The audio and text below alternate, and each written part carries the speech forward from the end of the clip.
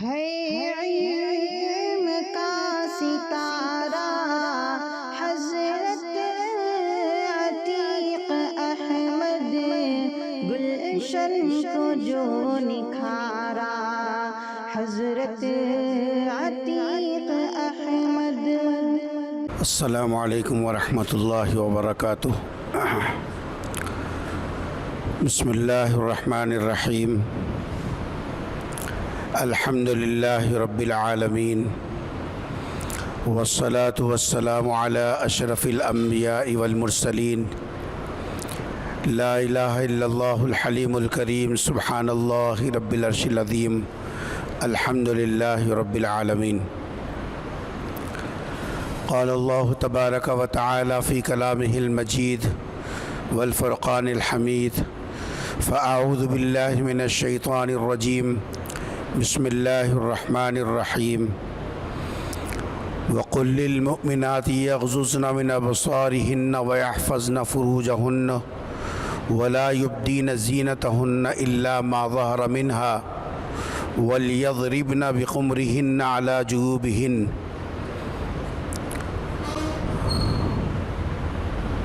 قال النبی صلی اللہ علیہ وسلم ان لکل دین خلقا وخلق الاسلام الحیاء، او کما قال علیہ الصلاۃ والسلام۔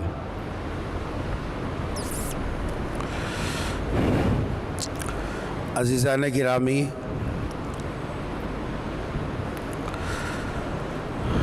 ایک طرف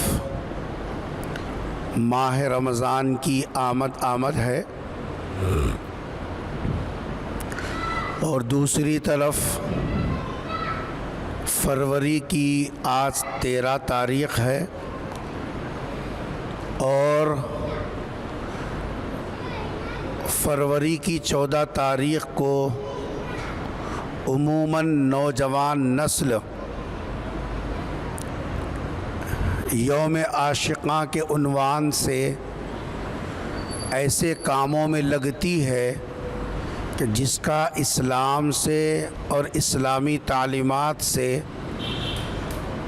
کوئی میل نہیں۔ اس لیے آج کی اس نشست میں مناسب سمجھا گیا یہ جو فتنے اس وقت میں ہماری نوجوان نسل کو تباہ کر رہی ہیں، اور سوشل میڈیا کی بہتات اور اس کی تیز رفتار زندگی نے اسلامی تشخص کو جس طریقے سے ختم کرنے کے قریب پہنچ چکی ہے، ہماری ذمہ داری ہے کہ ہم ایسے حالات میں یہ معلوم کریں کہ اسلامی تعلیمات ان چیزوں کی اجازت دیتا ہے یا نہیں دیتا۔ ظاہر بات ہے کہ یہ جو فتنہ ہے یوم عاشقاں کا، اس کا تعلق ہے بے حیائی سے، اور اسلام کی تعلیمات وہ مکمل حیا کے ارد گرد گھومتی ہے۔ حضور اکرم صلی اللہ علیہ وسلم نے ایک موقع پر ارشاد فرمایا کہ ان لکل دین خلقا، ہر مذہب کا اور ہر دین کا ایک امتیاز اور ایک پہچان ہوتی ہے، اور دین اسلام کی پہچان وہ حیا ہے۔ معلوم یہ ہوا کہ ہمارا دین، اگر ہم مسلمان ہیں، ہمارے پاس اسلام کی دولت ہے، تو اسلام کی دولت کو اسی وقت میں دیکھا اور پرکھا جائے گا کہ اس کے ساتھ ساتھ حیا بھی ہے یا نہیں ہے۔ اگر حیا ہے تو یوں سمجھیے کہ وہ ہمارے مومن ہونے کی پہچان ہے، اور اگر حیا نہیں ہے تو گویا کہ ایمان کے کمزور ہونے بلکہ بسا اوقات ایمان کے رخصت ہو جانے کی بھی جی صاحب جو ہے حالات پیش آ سکتے ہیں۔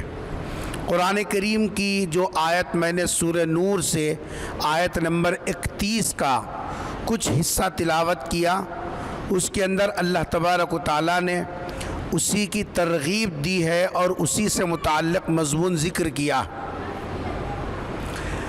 سب سے پہلی بات جو ہم کو ذہن میں رکھنا ہے وہ یہ رکھنا ہے کہ اسلامی تعلیمات میں حیا کی اہمیت ہے کیا؟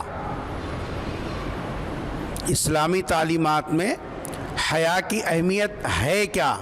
پہلے یہ چیز جاننا ضروری ہے، اور یہی چیز ہمارے بچوں میں، بچیوں میں، گھروں میں، خاندان میں نئی نسل کو بتانا از حد لازم ہے، کیونکہ اسلام کے حدود اور اسلام کے قوانین اور اسلام کے احکامات اگر اس بارے میں معلومات ہوں تو پھر اس پر چلنا بھی آسان ہے اور اس کی مخالفت سے بچنا بھی آسان ہے۔ اس وقت میں ہم جس ماحول کے اندر زندگی گزار رہے ہیں جی، آپ دیکھیں گے بازاروں سے لے کر پارکوں تک، گھروں کی زندگی سے لے کر انفرادی حالات تک بے حیائی کا ایسا غلبہ آپ کو نظر آئے گا کہ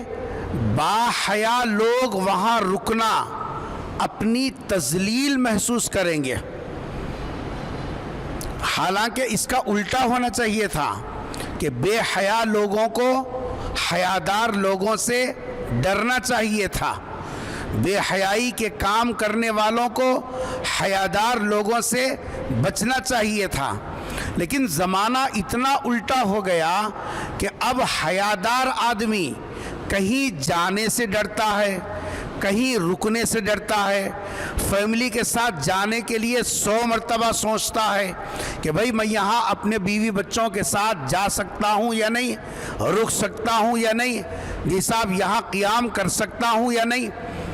اس کا کیا مطلب ہے؟ اس کا مطلب یہ ہے بے حیائی اس درجہ جڑ پکڑ لی ہے کہ سماج کا کوئی طبقہ اس بے حیائی کے ماحول سے جی صاحب جو ہے وہ محفوظ نہیں ہے۔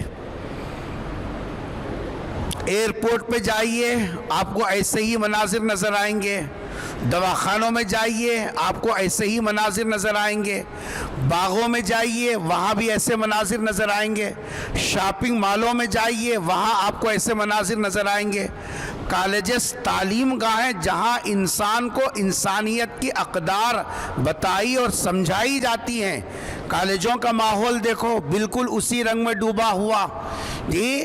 کہیں بھی آدمی باحیا آدمی کا رکنا ٹکنا، اپنی ضرورت کی تکمیل کے لیے وہاں جانا انتہائی مشکل ترین ہو گیا، اور غلط فہمی یہ ہو رہی ہے کہ مرد یہ سمجھ رہے ہیں کہ حیا کا تعلق صرف عورت سے ہے، ایسا نہیں ہے۔ حیا کا حکم جس طریقے سے جو ہے عورتوں کے لیے ہے اسی طریقے سے مردوں میں بھی حیا مطلوب ہے، مرد بھی باحیا ہونا ضروری ہے، جیسے عورت کے لیے حیا داری ضروری ویسے مرد کے لیے بھی باحیا ہونا ضروری ہے۔ قرآن کریم کی جو آیت میں نے سورہ نور کی پڑھی، اوپر سے اگر آیت دیکھیں گے اللہ تبارک و تعالیٰ نے پہلے مردوں کو خطاب کیا، قُل لِّلْمُؤْمِنِينَ يَغُضُّوا مِنْ أَبْصَارِهِمْ وَيَحْفَظُوا فُرُوجَهُمْ، اور قرآن نے ایک جگہ جی صاحب جو ہے کامیاب لوگوں کی صفات ذکر کرتے فرما کہ والذین هم لفروجہم حافظون،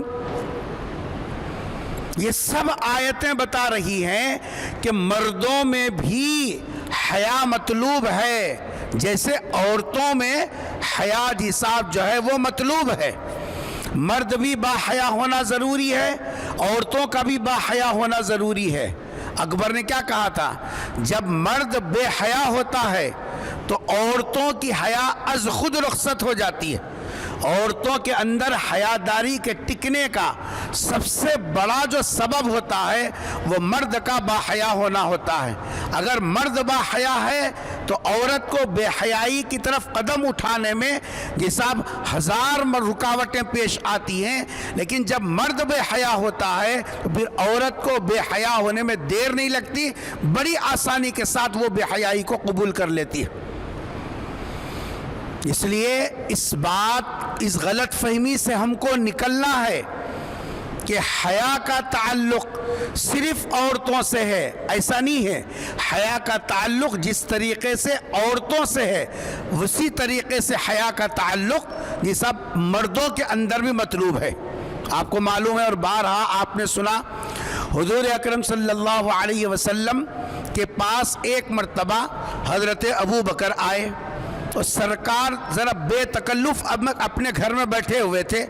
لنگی کا کپڑا تھوڑا سا پیروں کی پنڈلیاں کھلی ہوئی تھی. حضرت ابو بکر آئے تو حضور نے اجازت دی. حضرت ابو بکر جب آئے تو سرکار جیسے بیٹھے تھے ویسے ہی بیٹھے، ملاقات ہوئی، بات چیت ہونے لگی. پھر کچھ وقت گزرا تو حضرت عمر آئے، حضور نے ان کو بھی اجازت دی، لیکن اپنی بیٹھک میں کوئی تبدیلی نہیں آئی، تو جیسے رہے ویسے ہی بیٹھے رہے. لیکن جب تھوڑی دیر کے بعد حضرت عثمان غنی رضی اللہ تعالیٰ عنہ تشریف لائے اور آواز دی دروازے پر اور اجازت چاہی تو حضور نے اجازت فوراً نہیں دیا. جیسے ابو بکر کو اندر آنے کی فوراً اجازت دی، حضرت عمر کو فوراً اندر آنے کی اجازت دی، بلکہ آپ نے توقف کیا. پہلے خود سیدھا اٹھ کر بیٹھے، اپنے کپڑوں کو درست کیا، پھر اس کے بعد حضرت عثمان غنی کو اندر آنے کی اجازت دی. مجلس ختم ہو گئی، یہ تین اکابر چلے گئے. حضرت عائشہ صدیقہ رضی اللہ تعالی عنہا یہ پورے منظر کو دیکھ رہی تھی کہ ابو بکر آئے میرے والد، لیکن سرکار جیسے بیٹھے تھے ویسے ہی بیٹھے رہے. عمر آئے تو جیسے بیٹھے تھے ویسے ہی بیٹھے رہے، لیکن جب عثمان آئے تو سرکار ہیئت بدلی، کپڑوں کو درست کیا، پھر اس کے بعد میں اجازت دی. تو حضور اکرم صلی اللہ علیہ وسلم سے حضرت عائشہ نے پوچھ لیا. صحابیات میں حضرت عائشہ رضی اللہ تعالیٰ عنہ کا مزاج ایسا تھا، وہ جو بات سمجھ میں نہیں آتی جب تک سمجھ نہیں لیتی تب تک برابر سوال کرتے رہتی ہے، ایسا کیوں، ایسا کیوں، ایسا کیوں، ایسا کیوں. ہمارے پاس سمجھنے کا مزاج نہیں ہے. سنے شروع ہو گئے، اس کو سننے کے بعد سمجھنا بھی ضروری ہے. بات کبھی کبھی مبہم ہوتی ہے، سمجھ میں نہیں آتی. بات کبھی اجمالاً ہوتی ہے، تفصیل ذہن میں نہیں آتی. تو آدمی یہ سمجھتا ہے کہ بس جتنی سنا بس وہی کافی ہے.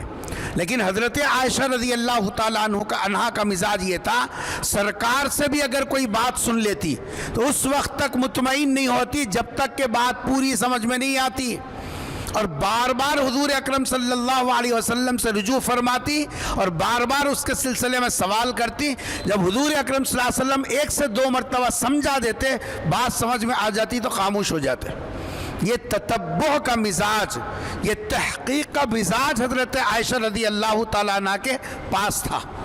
تو حضرت عائشہ نے جو یہ منظر دیکھا تو خاموش نہیں بیٹھی، حضور سے پوچھا کہ میرے ماں باپ آپ پر قربان ہو جائیں، میں نے آپ ایک عجیب ماجرا دیکھا. میرے والد آئے، آپ ویسے ہی بیٹھے رہے بے تکلف، کپڑا آپ کا پنڈلی سے ہٹا ہوا تھا اور آپ نے میرے والد کو اجازت دے دی.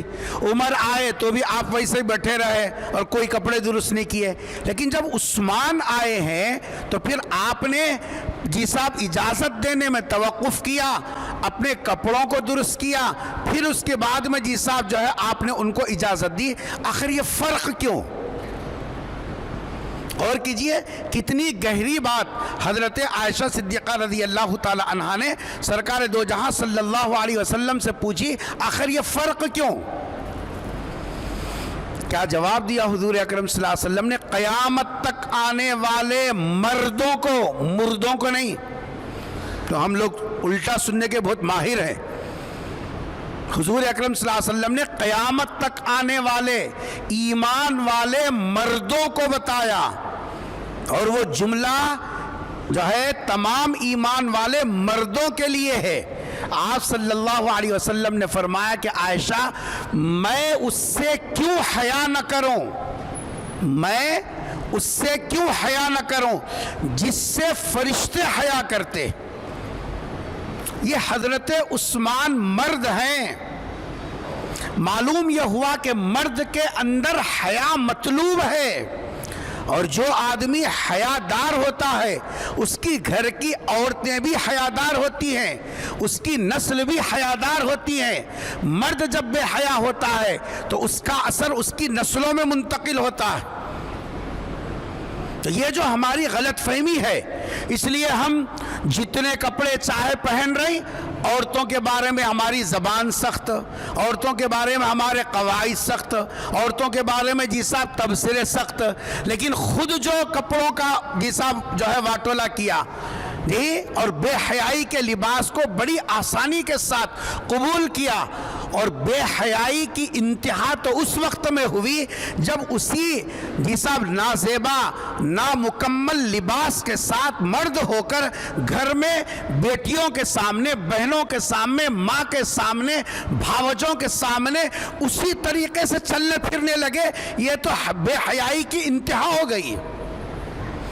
جو مرد عورت کو حیا کا درس دینا تھا، جو مرد عورتوں کے اندر حیاداری کو پیدا کرنا تھا، جو مرد حیا کی نگرانی کرنا چاہیے تھا، جب وہ مرد ہی بے حیائی پر اتر آیا، اب عورتوں پر کیا زور، عورتوں پر کیا جبر، عورتوں پر کیا جی صاحب زیادتی، عورتوں کے حق میں کیا بول سکتا؟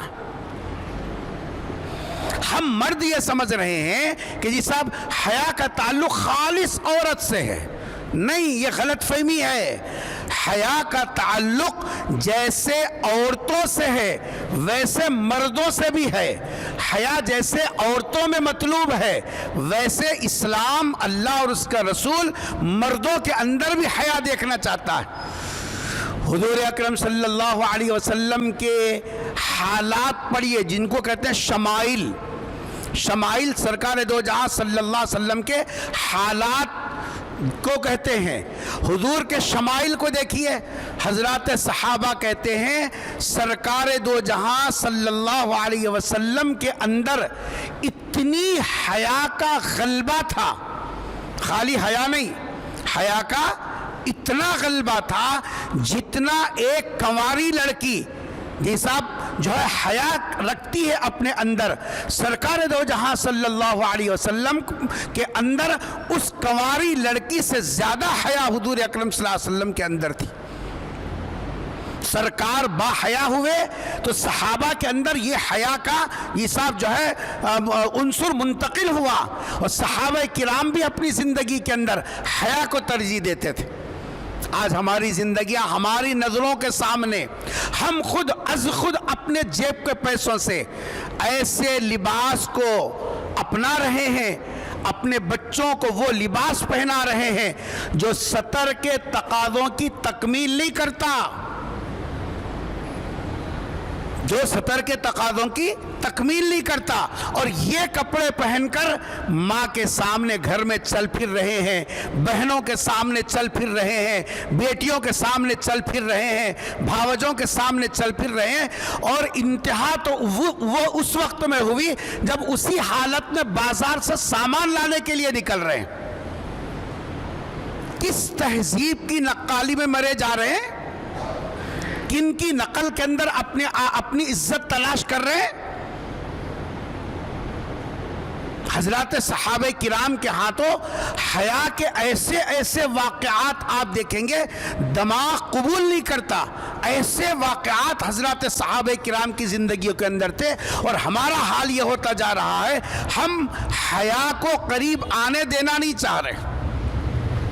اس لیے اسلام میں حیا جس طریقے سے عورتوں کے اندر مطلوب ہے، اور محمود ہے اور پسندیدہ ہے، اسی طریقے سے مردوں کو بھی چاہیے اپنی زندگی، چاہے وہ خلوت کی زندگی ہو، چاہے وہ مجلس کی زندگی ہو، اکیلے کی ہو یا جیسا سب کے ساتھ مل جل کے رہنے کی زندگی ہو، اس کے اندر حیا داری کو ترجیح دینا۔ کتاب اٹھا کے دیکھیے، سرکار دو جہاں صلی اللہ علیہ وسلم ایک موقع پر گھر میں غسل کر رہے تھے، تو آپ نے اپنی بیٹی حضرت فاطمہ سے کہا کہ بیٹی یہ چادر پکڑ لے اور میں جی صاحب جو ہے غسل کروں گا۔ آپ غور کیجئے، حضور اکرم صلی اللہ علیہ وسلم کا مکان ہی کتنا تھا، وہ حجرہ جو جی صاحب ذرا ہاتھ اونچا کرے تو چھت ہاتھ کو لگ جائے، اور ایک آدمی اگر سو جائے تو دوسرا آدمی سجدہ نہ کر سکے، اتنے مختصر اور چھوٹے، لیکن اس کے اندر بھی حضور اکرم صلی اللہ علیہ وسلم غسل کر رہے ہیں تو غسل کے اندر بھی پردے کا اہتمام کر کے امت کو بتلایا مردوں میں بھی حیا مطلوب ہے، بے حیائی اسلام اجازت نہیں دیتا۔ ہم نے کہاں سے سبق پڑھا اور کس کی نقل دیکھی اور کس کی تہذیب کو جی صاحب ہم نے قبول کیا؟ ہمارے گھروں سے اسلام کا ایک ایک حکم آہستہ آہستہ رخصت ہو رہا ہے، اور ہماری حس اتنی مردہ ہو گئی کہ ہم کو خود اس کا احساس نہیں ہے کہ کون سی چیز ہماری زندگی سے نکل گئی اور کون سی چیز غیروں کی ہماری زندگی کا حصہ بن گئی۔ سوال یہ ہے، جب حیا مردوں میں بھی مطلوب ہے، عورتوں کا تو زیور ہے، جی اسلام کا بھی صاحب شعار ہے حیا، تو یہ حیا انسان کی زندگی میں آنے کے راستے کیا ہیں؟ آدمی با حیا کیسے ہوتا ہے؟ کیونکہ یہ زمانہ بے حیائی کے پنپنے کا، بے حیائی کے پھیلنے کا، بے حیائی کے جی صاحب جڑ پکڑنے کا دور چل رہا، لیکن ہم کو وہ راستے پہلے معلوم کرنا ہے جن راستوں سے مرد ہو یا عورت ہو دونوں کے اندر حیا آتی ہے، دونوں کے اندر حیا آتی ہے۔ پہلا راستہ جس کے ذریعے سے مرد اور عورت دونوں کے اندر حیا آتی ہے وہ ہے نیک صحبت، اچھا ماحول۔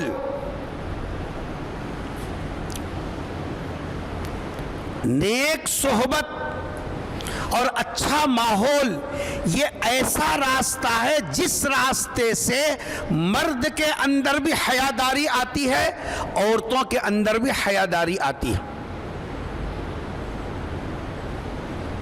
اگر نیک لوگوں کی صحبت کو آدمی اختیار نہیں کرے گا، اچھے ماحول کو تلاش نہیں کرے گا، تو غلط صحبت کا اثر، برے ماحول کا چھاپ اس کی زندگی کے اندر آنا طے ہے۔ ہمارے بچے بگڑ رہے ہیں، ہم تصویر لے کے بول رہے ہیں بچے ہاتھ سے نکل گئے، بچے ہاتھ سے نکل گئے، لیکن کبھی یہ نہیں سوچا بچوں کے ہاتھ سے نکل جانے، ان کے اندر بے حیائی کے پنپنے اور ان کے اندر حیاداری کے رخصت ہونے کی بنیادی وجہ یہ ہے کہ جب بے حیا لوگوں کی صحبت میں رہیں گے، بے حیائی کے ماحول میں رہیں گے، تو پھر ان کے اندر سے حیاداری کی عظمت ختم ہو جائے گی، بے حیائی کو برا نہیں سمجھیں گے، بڑی آسانی کے ساتھ ان کی نقل کرنا ان کے لیے آسان ہو جائے گا۔ ہم اس پر غور نہیں کر رہی کہ ہمارے بچے کس کے ساتھ بیٹھتے اٹھتے ہیں، ہماری بچیاں جیسا کن لوگوں کی صحبت میں رہتی ہیں۔ 24 گھنٹوں میں سے 12 گھنٹے دن کے اجالے کے ہیں، ان میں سے 8 گھنٹے مدرسے میں رہتے ہیں، بقیہ اوقات گھر میں رہتے ہیں، تو یہ 2 حصہ جیسا دن کے اوقات کا 2 حصہ یہ کیسے ماحول میں ہمارے بچے اڑتے بیٹھتے ہیں، کبھی ہم نے غور نہیں کیا۔ نتیجہ یہ ہے کہ غلط صحبت کی وجہ سے غلط فیشن کی عادت پڑ گئی، صحبت جیسی ان کو پہنا ہوا دیکھے، اب دل کے اندر ہوک اٹھی کہ ہم بھی ان کے جیسے پہنیں گے۔ اب چاہے وہ لباس، وہ کپڑا سطر کے تقاضوں کو پورا کرتا ہو یا نہیں کرتا، اس سے کوئی لینا دینا نہیں ہے، بس سہیلی خریدی ہم بھی خریدنا، فلاں صاحب خریدے ہم بھی خریدنا۔ یہ کہاں سے آئی عادت، یہ فکر کہاں سے پیدا ہوئی؟ غلط صحبت، برے ماحول کا اثر ہے۔ جیسے ماحول میں لوگوں کو اٹھتے بیٹھتے دیکھیں گے، جیسے ماحول میں کرتے دیکھیں گے، جیسی جگہ اٹھتے بیٹھتے رہیں گے، اس کے اثرات غیر محسوس طریقے سے انسان کی نفسیات پر پڑتے ہیں۔ ہم کتنی کتابیں سناؤ، کتابوں سے اتنا اثر نہیں ہوتا، ہم کتنی تقریریں لگاؤ، تقریروں سے اثر نہیں ہوتا، بلکہ ان کو سب سے پہلے وہ ماحول دینا، ماحول کے بعد بولے بغیر ان کے لیے کرنا آسان ہو جاتا ہے۔ ایک چھوٹی سی مثال میں آپ کو دوں، گھر کی اماں اگر وہ بغیر برقعے کے شاپنگ کے لیے جا کے آئی، اب گھر میں پلنے والی جو بیٹی ہے، 1 سال نہیں 2 سال نہیں، بچیاں کم سے کم 18-19 سال تک تو گھر میں ماں باپ کے پاس رہتی ہے۔ جوانی کی عمر لے لو آپ 12 سال، 12 سال سے جی صاحب 18 سال کی عمر، یہ 8-9 سال جو شعور والی زندگی ہے، سمجھداری والی زندگی ہے، تحقیقی مزاج رکھنے والی زندگی ہے، یہ 8-9 سال تک ماں کو بغیر جی صاحب اس کے آنے جانے کا جب نظام دیکھے گی تو اس کے اندر ایسے لباس کی فکر کیسے پیدا ہوگی کہ جو لباس حیادار ہوتا، سوال ہی نہیں پیدا ہوتا۔ اس لیے سب سے پہلا جہاں ہم سے غلطی ہو رہی ہے اور جس کی وجہ سے ہمارے اندر سے حیاداری رخصت ہو رہی ہے، وہ پہلی جگہ ہے نیک ماحول اور برا جیسا بری صحبت۔ یہ ہم ایک جگہ غور نہیں کر رہے ہیں، جب بری صحبت میں ہم ہمارے بچے اڑتے بیٹھتے ہیں اور برے ماحول کے اندر رہتے ہیں تو پھر ان کے اندر بے حیائی کا جڑ پکڑنا، بے حیائی کا پنپنا بڑی آسانی کے ساتھ بغیر کسی ترغیب کے ہو جائے گا۔ اور یہ برا ماحول اور یہ بری صحبت جیسے مردوں کو خراب کرتا ہے ویسے عورتوں کو بھی خراب کرے گا۔ جو اثرات عورتیں برے جیسا ماحول میں رہ کر سیکھتی ہیں ویسے مرد بھی سیکھیں گے۔ اس لیے قرآن نے کیا کہا؟ یا ایھا الذین آمنوا اتقوا اللہ وکونوا مع الصادقین، صحیح صحبت اختیار کرو، اس صحبت کے اثرات انسان کی زندگی کے اندر پڑتے ہیں۔ پہلی جگہ جہاں سے بے حیائی ہماری گھروں کے اندر، ہمارے خاندانوں میں مردوں اور عورتوں کی تفریق کے بغیر منتقل ہو رہی ہیں بے حیائی، اس کا پہلا راستہ ہے بری صحبت، برا ماحول۔ دوسرے، عورتوں کے اندر خصوصیت کے ساتھ عورتوں کے اندر یہ بے حیائی جڑ پکڑتی ہے، وہ ہے بے پردہ بے حجاب رہنے سے۔ عورت رہتی بے پردہ لیکن اس کا اثر مرد پر بھی پڑتا ہے۔ مرد کی آنکھ پھسلتی ہے، مرد کا قدم پھسلتا ہے، مرد کے خیالات مقدر ہوتے ہیں، تو یہ عورت کی بے پردگی کا زہریلا اثر ہے جو مرد کے خیالات، مرد کی آنکھ اور مرد کی زبان جو بے قابو ہو کر بے حیائی پر چلتی ہے، یہ بے پردگی کا اثر ہے۔ اس لیے قرآن کریم کی جو آیت میں نے تلاوت کی اس کے اندر اللہ نے کیا فرمایا؟ یدنین علیہن من جلابیبہن، اپنے اوپر اپنی چادر کو لٹکا لو، ولا یبدین زینتہن، اپنا سنگار، اپنا بناؤ، اپنا حسن یہ کسی اور کے سامنے ظاہر مت کرو۔ عورتوں کو باضابطہ حکم دیا گیا، کیوں؟ اس واسطے کہ یہ بے پردگی کا جو نقصان ہے وہ نقصان تمہارے مرد بھی خراب ہوں گے، تم بھی خراب ہو جاؤ گے۔ غور کرو، ہم یہ سمجھتے ہیں کہ بھئی اب عورتوں میں اتنی سختی کہاں کرنا، نہیں۔ عورت اگر بے پردگی کا ارتکاب کرتی ہے، غور سے سنو، جو عورت بے پردگی کا ارتکاب کرتی ہے اور حجاب کو ضروری نہیں سمجھتی، سب سے پہلے عورت سماج میں جو عزت عورت کی ہے وہ عزت اس کی ختم ہو جاتی ہے۔ آپ غور کیجئے، جو عورت باپردہ ہوتی ہے سماج اس کو کس نظر سے دیکھتا ہے، سماج میں اس کو کیا عزت ملتی ہے، اور جو عورت بے پردگی کے ساتھ علل اعلان دوسروں کو دعوت نظارہ دیتے ہوئے یہ سب باہر رہتی ہے، تو پھر اس عورت کو سماج کون سی نظر سے دیکھتا؟ ہم سب مرد ہیں، ہم کو معلوم ہے، کوئی مثال دینے کی ضرورت نہیں ہے، ہر مرد کی نفسیات ایک ہیں۔ غور کریں، کیا ہم یہ چاہتے ہیں، کیا ہم اس کو جیسا پسند کرتے ہیں کہ ہماری گھر کی عورت کو جیسا غیر مرد اسی نظر سے دیکھیں جس نظر سے ہم کسی غیر عورت کو دیکھتے ہیں؟ یہ مرد کی غیرت کے بھی خلاف ہے۔ بے پردگی میں عورت سماج میں عزت پا نہیں سکتی، بلکہ بسا اوقات عورت خود اپنی نظروں میں بے وقار ہو جاتی ہے، عورت خود اپنی نظر میں بے وقار ہو جاتی ہے جب وہ بے پردگی کے ماحول میں آ جاتی ہے۔ تو اس لیے دوسرا راستہ، دوسری جگہ جہاں ہم کو حیاداری ملتی ہے جس راستے سے، وہ ہے باپردہ رہنا۔ عورتیں اگر باپردہ ہیں تو سماج میں اس کو عزت نصیب ہوگی، اس کو اپنی نظر میں اپنا ایک مقام سمجھ میں آئے گا۔ اور سب سے بڑی چیز یہ ہے، عورت محفوظ ہے۔ سن رہے عورت اگر باحیا ہے، عورت اگر باپردہ باحجاب ہے، تو سب سے بڑی چیز ہے ہماری نسلیں محفوظ ہیں۔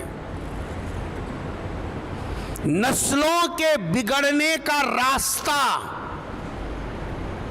نسلوں کے بگڑنے کا راستہ یہ یہاں سے شروع ہوتا ہے۔ جہاں سے نسل بگڑتی ہے ہم اس کو تو ڈھانپ دیے، اب فلیتوں کے پیچھے پڑے ہوئے ہیں، ناریلوں کے پیچھے پڑے ہوئے ہیں، بھلاؤں کے پیچھے پڑے ہوئے ہیں، اور یہ سمجھ رہے ہیں کہ اس سے کام نکلتا۔ عقل استعمال نہیں کرتے ہیں۔ غلطی کہاں ہو رہی ہے؟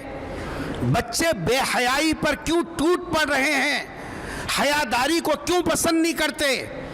جی، بے حجابی کو چاہتے ہیں، حجاب کو پسند نہیں کرتے۔ آخر وجہ کیا ہے؟ یہ جو نسلیں بگڑتی ہیں نا، یہ عورت کی بے پردگی، بے حجابی کا وبال ہے کہ جی صاحب نسلیں بگڑ جاتی ہیں۔ جب نسلیں بگڑ گئی، اب انسان کے پاس رہا کیا؟ اس کی عزت، اس کا کمانا، اس کا رہنا، یہ صاحب اس کا سب کچھ وہ تو نسل سے ہے۔ پیڑ کی تعریف پھلوں کو دیکھ کر ہوتی ہے، پھل میٹھا ہے تو پیڑ کی تعریف ہوتی ہے، پھل اگر کڑوا ہے تو جیسا پیڑ کو لوگ برا کہتے ہیں، اولاد نسل کو دیکھ کر ہماری تعریف ہوتی ہے، ہمارے خاندان کی تعریف ہوتی ہے، ہمارے نسلوں کی تعریف ہوتی ہے۔ اگر اولاد بے حیا ہے تو اولاد کو بعد میں بولیں گے لوگ، پہلے نسل کو بولیں گے کیسی نسل کا ہے، کیسی اماں کے پیٹ میں پیدا ہوا، کوسا خاندان رہے تمہارا۔ یہ جو کوسا خاندان بگڑا، نسل بگڑی، جیسا جو کہاں تک بات چلی گئی، ہم سمجھ رہے ہیں کہ بس یہ ایک ایسی چیز ہے روٹین کی، کرے تو بھی چلتا، نہیں کرے بھی تو چلتا۔ نہ، آپ کی عزت اس سے وابستہ ہے۔ آدمی کا خاندانی ہونا، آدمی کا نسلی ہونا، وہ پردے اور حجاب سے سمجھ میں آتا ہے۔ دنیا نے بے پردگی کو عام کر کے اس کو تہذیب کا حصہ بنایا، لیکن قربان جائیے اسلام نے پردے کو، حیاداری کو، حجاب کو قرآن نے ایک جگہ کیا کہا سورہ احزاب کے اندر، وَإِذَا سَأَلْتُمُوهُنَّ مَتَاعًا فَاسْأَلُوهُنَّ مِنْ وَرَاءِ حِجَابٍ، اگر عورتوں سے غیر عورتوں سے کوئی چیز لینے کی نوبت آئے تو من ورائی حجاب، پردے کی اوٹ سے لو، پردے کی اوٹ سے لو۔ کیوں اتنی سختی اور پابندی کیوں کی؟ اس واسطے کہ بے حجابی مرد کو بھی خراب کر دے گی اور نسل کو بھی خراب کر دے گی۔ اگر آپ حضرات نیند کے غلبے میں نہیں ہیں اور سننے کے موقف میں ہیں، اور تو بڑے لوگوں کے لیے ایک بات کہوں، بچوں کے لیے نہیں، بڑوں لوگوں کے لیے ایک بات کہوں، حکماء نے لکھا کہ عورت سے صحبت کرتے وقت بھی آدمی کو چاہیے کہ پردے کا خیال کرے۔ اگر جو بے خیالی کے ساتھ کرتا ہے صحبت، آنے والے بچے بے حیا پیدا ہوتے ہیں، آنے والے بچے، آنے والی نسل بے حیا ہوتی ہے۔ غلطی کہاں ہوئی اور اثرات کہاں منتقل ہوئے، کچھ احساس ہے؟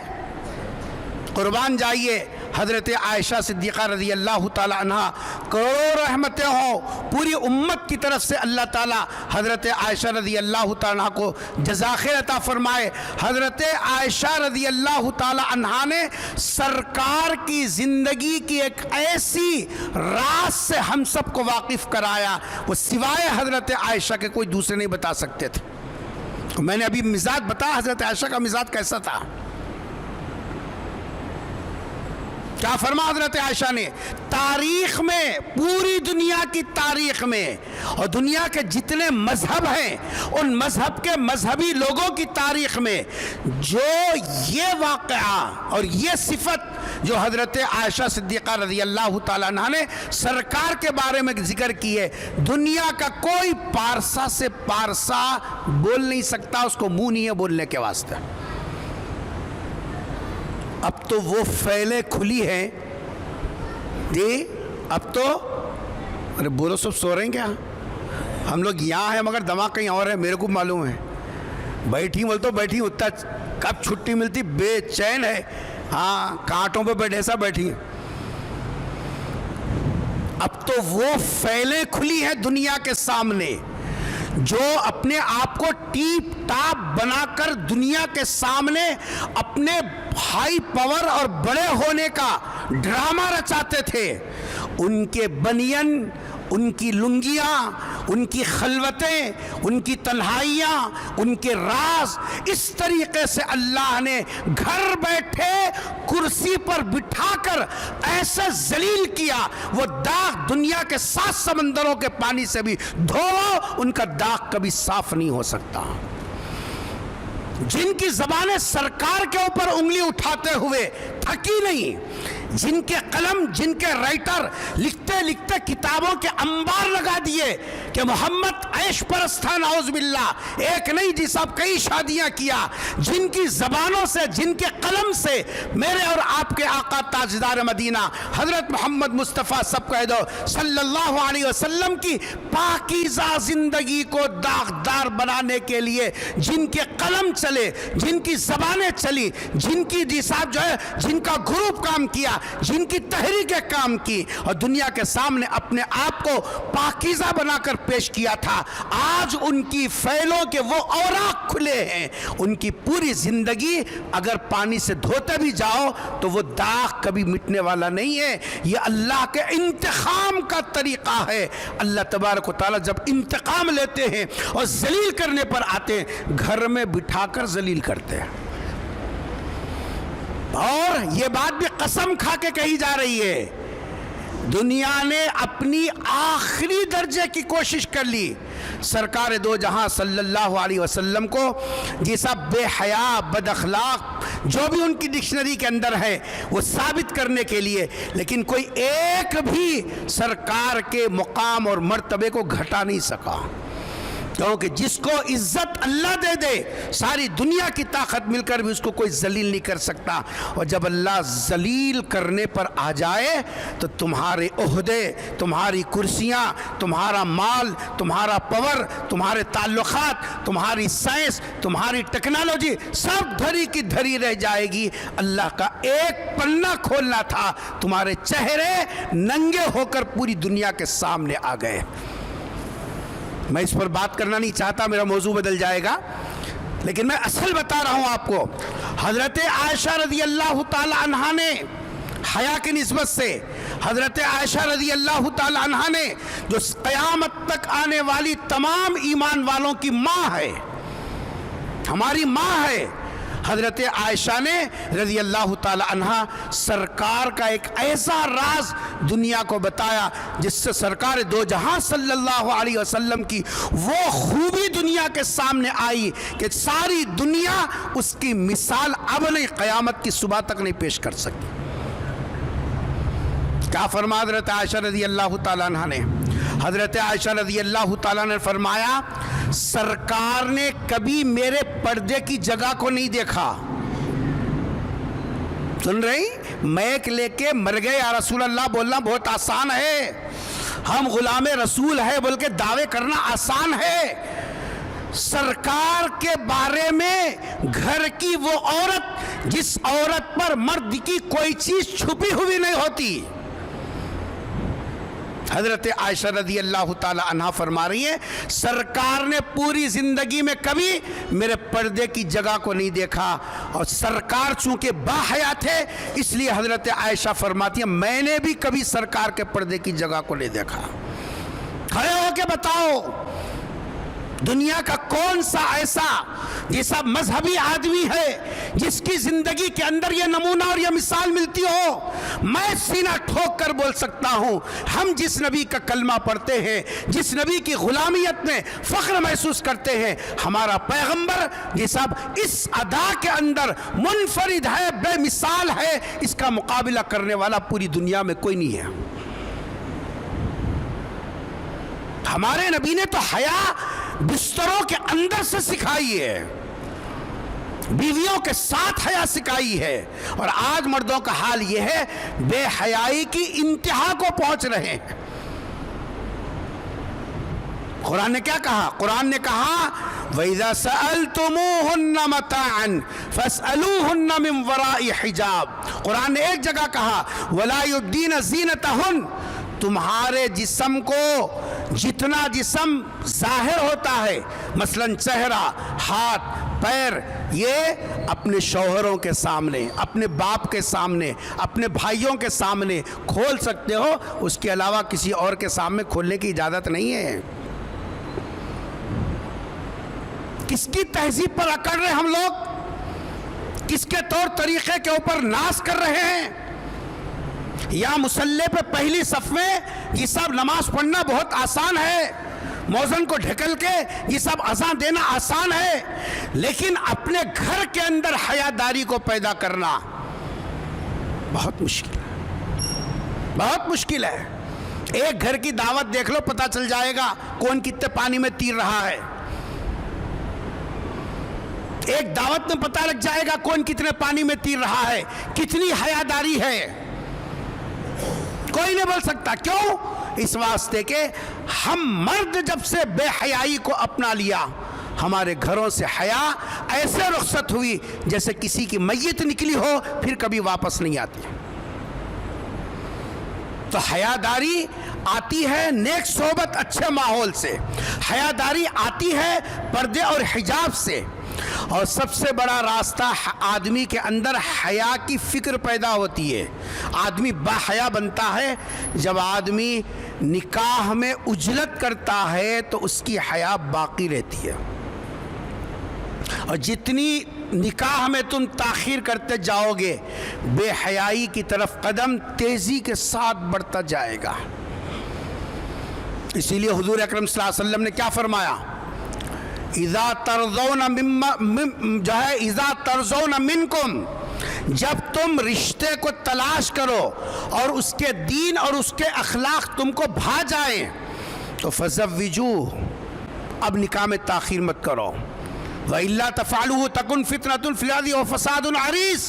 اگر تم نے نکاحوں میں تاخیر کی اخلاق اور دین پسند آنے کے بعد، جیسے ہم گھر بننے دو، ارے گھر کیا ایک دن میں بنتا ہے؟ رات میں بنیاد ڈال کو صبح میں کلر مارتا. کیسا دیکھ رہے نہیں کتنے کی عمارتیں ایک ایک سال تک پینڈنگ میں پڑے ہوئے ہیں.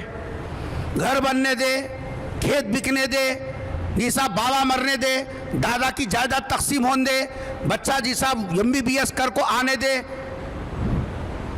بھوک لگتے خود چٹنی مرچی اچھی دکھتی. کیا پشا؟ بھوک لگتے خود تو چٹنی مرچی صحیح رہتی، وہ بریانی کا مزہ دیتی. اور بھوک مر جانے کے بعد اگر بریانی سامنے آ جائے، لہسن کی مرچی کا بھی کام نہیں کرتی. آج کے فتنے والے ماحول میں جبکہ بلوغ کی عمر جو بچیاں 7th میں ہے، 5th میں ہے، وہ بچیاں بالغ ہو رہی ہیں. یہ کیمیکل کے غذاؤں کی وجہ سے، یہ سب جو ہے ہمارا نظام زندگی بدلنے کی وجہ سے. تم 18 سال، 22 سال، 25 سال، 30 سال تک نکاح کو روکے رکھ رہے ہیں. یہ جو لمبا پیریڈ ہے، کتابوں میں لکھا اگر بلوغ کے بعد بچہ اور بچی سے کوئی بے حیائی اور بدکاری کا کام ہوتا ہے، پہلے وہ گناہ ماں باپ کے کھاتے میں لکھا جاتا ہے، کیونکہ ذمہ داری ان کی تھی. ذمہ داری ان کی تھی. انہوں نے ٹال مٹول کیا اپنی ناک کے واسطے، انہوں نے ٹال مٹول کیا اپنے اسٹیٹس کے لیے، انہوں نے ٹال مٹول کیا اپنی خواہشات کو پورا کرنے کے لیے. اس کا وبال سب سے پہلے ماں باپ کے کھاتے میں لکھا جائے گا، بعد میں کرنے والا بھگتے گا. آج مسلم سماج بھی ان زخموں کے رس سے سسک رہا ہے. بول رہے نہیں، لیکن کیا آنکھیں نہیں ہے، شعور نہیں ہے، سمجھداری نہیں ہے؟ سب سمجھ رہے ہیں لیکن رو میں بہہ رہے ہیں. دنیا جس رخ پہ چل رہی ہے سب اسی رخ پہ چلنے کے لیے جی صاحب بے چین ہے. تیسری وجہ، پہلی وجہ ہے وہ برے ماحول اور بری صحبت سے آدمی بے حیا بنتا ہے. دوسرے بے پردگی اور بے حجابی سے یہ سب جو ہے وہ بے حیا بنتا ہے. اور تیسرے نکاحوں میں تاخیر کی وجہ سے بھی بے حیائی کے دروازے کھل جاتے ہیں. اب یہ دروازہ ایسا ہے اس کو بند نہیں کر سکتا آدمی، اس کو بند نہیں کر سکتا آدمی. اس واسطے شریعت نے کہ انسان کی فطری ضرورت ہے، اس لیے اسلام نے اس کو اتنا آسان کر دیا نکاح کو کہ بے حیائی کے راستے مشکل ہو گئے. لیکن ہم نے بے حیائی کے راستے آسان کر دیے اور حلال جو راستہ تھا وہ اتنا مشکل کر دیا کہ اگر کوئی نکاح کے بارے میں سوچتا بھی ہے تو وہ 10 مرتبہ اپنا پسینہ پوچھے گا کہ بھئی میں بچہ ہو کر بھی اتنا خرچہ کہاں سے کروں. بچی کا تو مسئلہ الگ ہو گیا، بچہ ہو کر اتنا خرچہ کرے، یہ کون کرے؟ یہ ہم لوگ دیکھا دیکھی چلا پھوکی، انہوں 2 تو ہم 4، انہوں ادھر تو ہم ادھر، یہ انہوں ایسا تو ہم ویسا، معتبری بتانے کے واسطے. اور کیا بھگٹ کی معتبری بتانے؟ ہم خود اپنے بچوں کے مستقبل کے قاتل ہیں، ان کے جوانیوں کے قاتل ہم ہیں، ان کے گناہوں کو حساب کے راستے پر ڈالنے والے ہم ہیں، سب سے بڑے مجرم. اس کے بالمقابل جب انسان باحیا بن کر زندگی گزارتا ہے، آدمی باحیا بن کر زندگی گزارتا ہے، سب سے پہلا نفع اللہ کی مدد اس کی زندگی کے ساتھ شامل ہو جاتی ہے. حدیث میں رسول اکرم صلی اللہ علیہ وسلم نے فرمایا الناکح الذی یرید العفاف، 3 لوگوں کی مدد کرنے کا اللہ نے طے کر دیا. میں دنیا میں 3 قسم کے لوگوں کی ضرور مدد کروں گا. اللہ تعالیٰ جب کوئی وعدہ کرتے ہیں تو وعدہ خلافی نہیں کرتے. ان اللہ لا یخلف المیعاد، اللہ تعالیٰ وعدے کی خلاف ورزی نہیں کرتے. حضور اکرم صلی اللہ علیہ وسلم نے وہ 3 لوگوں کی صراحت کی، ان میں سے دوسرے نمبر پر فرمایا الناکح الذی یرید العفاف، جو مرد آدمی پاک دامن با حیا رہنے کے لیے جی صاحب جو حیاداری اختیار کرتا ہے اور نکاح کو منتخب کرتا ہے، اللہ تبارک و تعالیٰ اس کی مدد کرنا طے کر لیا۔ اللہ کی مدد با حیا آدمی کے ساتھ اور حیاداری کے لیے اختیار کی جانے والی چیزوں کے ساتھ اللہ تبارک و تعالیٰ کی مدد شامل حال ہو جاتی ہے۔ اور حیاداری کے اندر سب سے بڑی چیز انسان کے دل کو سکون نصیب ہوتا ہے۔ آج ڈپریشن کے جو ہم شکار ہیں نا، مرد بھی عورت بھی، ٹینشن والی زندگی جس کی وجہ سے بی پی، نیند کے گولیاں کھانا، ڈپریشن میں رہنا، چڑچڑاپن، جی صاحب بڑے چھوٹوں کے بغیر بات کرنا، یہ جو مزاج آہستہ آہستہ بن رہا ہے، یہ کیوں ہے؟ یہ اس لیے ہے کہ حیاداری ختم ہو گئی تو مزاج میں چڑچڑاپن بھی آ گیا۔ کوئی جی صاحب جو ہے ایسی حالت میں ہم کو دیکھ لیا جو نہیں دیکھنا چاہیے، اب چڑچڑاپن شروع ہو گیا۔ دیکھا کیسا؟ دیکھ کس کو بولتا کہ اندر سے سکون بھی غارت ہو گیا، چڑچڑاپن الگ شروع ہو گیا۔ اب گھر والے بول رہے ہیں کیا لپٹیا کی کیا نہیں کی، کل تک پٹا اچھا تھا، اب جی صاحب 4 دن سے دیکھ رہے ہیں ایسا چڑچڑاپن کر رہا، اماں کو جھڑکیاں دے رہا، بابا کو جھڑکیاں دے رہا، بھائیوں کو مار رہا، جی صاحب گھر میں نہیں رہ رہا۔ انہوں سمجھ رہے ہیں کہاں لپٹیا کی کیا نہیں کی، کہاں لپٹتا، کون لپٹتا، کس کا ٹائم ہے لپٹنے کے واسطے؟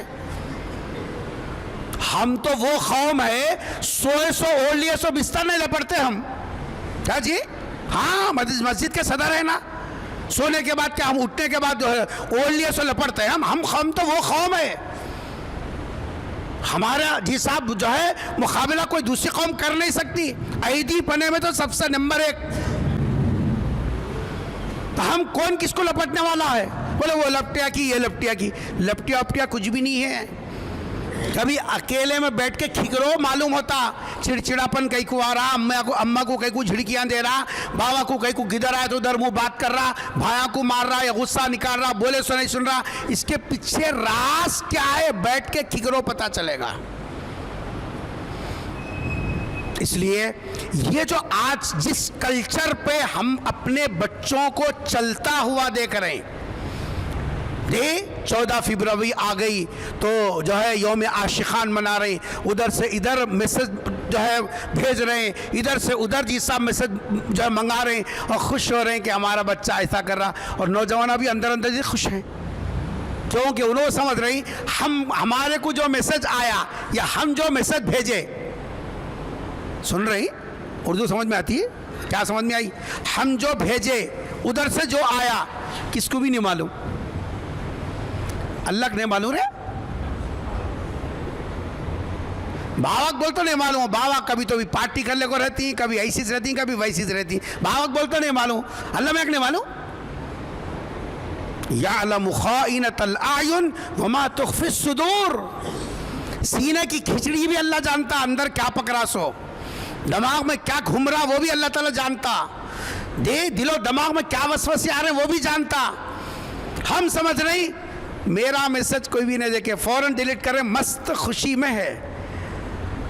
جس دن نام اعمال کھلے گا نا تب پتا چلے گا کہ تم نے کیا کیا لکھا تھا، کیا کیا پڑھا تھا، کیا کیا بھیجا تھا، یہ سب کیا کیا قبول کیا تھا، کیا کیا قبولایا تھا، سب سمجھ میں آ جائے گا۔ غور کرو، مومن کی زندگی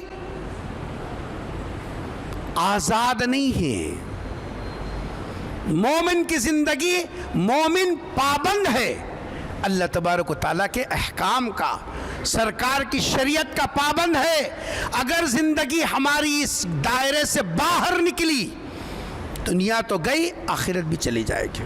اللہ سے دعا ہے کہ اللہ تبارک و تعالیٰ ہم سب کو بے حیائی والے کاموں سے، بے حیائی والے راستوں سے، بے حیائی کے مضر اثرات سے اللہ ہمارے نسلوں کی حفاظت فرمائے۔ حیاداری اللہ تبارک و تعالیٰ ہم کو نصیب فرمائے اور ہمارے راستے سے ہماری نسلوں کے اندر اللہ تبارک و تعالیٰ حیاداری کو منتقل فرمائے، اور حیا کے جو فائدے ہیں اللہ تبارک و تعالیٰ پوری امت مسلمہ کو بلکہ پوری انسانیت کو حیا کے فوائد سے استفادے کی توفیق نصیب فرمائے۔ وما علینا الا البلاغ۔ السلام علیکم ورحمۃ اللہ وبرکاتہ۔